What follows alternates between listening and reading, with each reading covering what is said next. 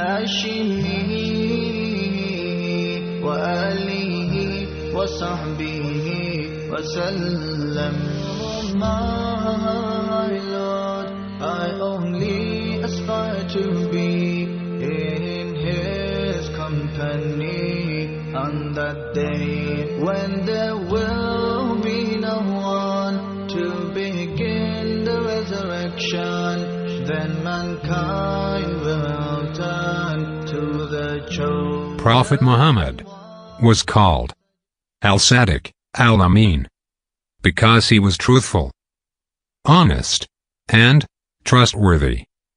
Now, we will see two amazing promises of Prophet Muhammad, peace be upon him, that came true. In Sahih Muslim, which is one of the most authentic books in Islam, the Prophet was asked to describe the signs that will happen before the day of judgment. The Prophet replied, "You will see the barefoot poverty and the poor shepherds competing with one another in building high buildings." Height is something very special for human beings. Now, to shed more lights on those people, the Prophet talked about. Imam al-Nawawi said, "The people of the desert and the like are among the people in need and poverty.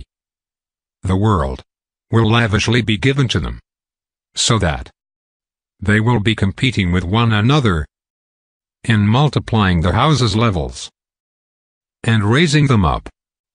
In another narration by Ibn Abbas, when the Prophet was asked, "Who are the barefoot poverty?" the Prophet replied, "The Arabs."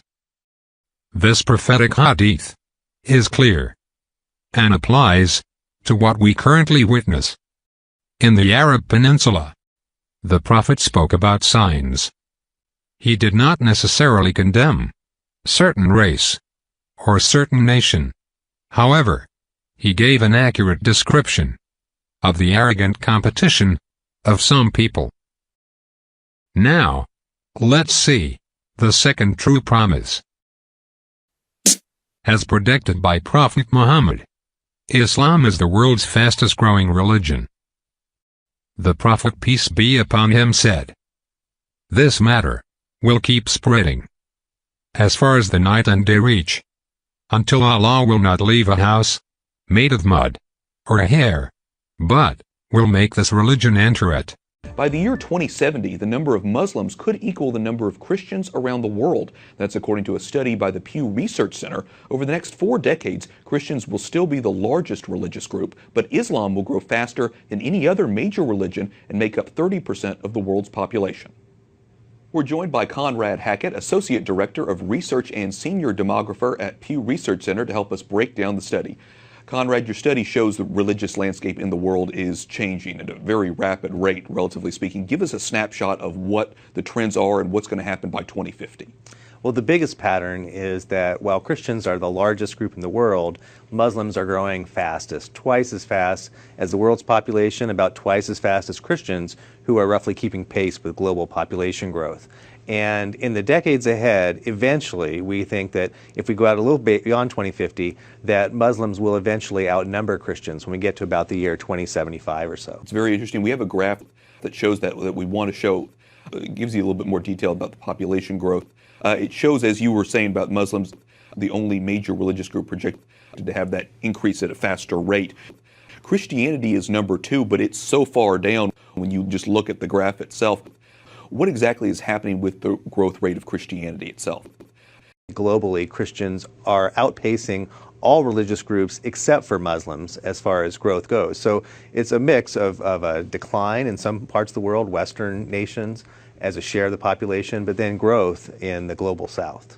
One other interesting factor here in this study has to do with conversion from one religion to another and how that kind of factors in. Tell me a little bit about how you calculate conversions and what religions are growing in terms of converting. Yeah, we looked at survey data where people tell us the religion they were raised in and their religion today.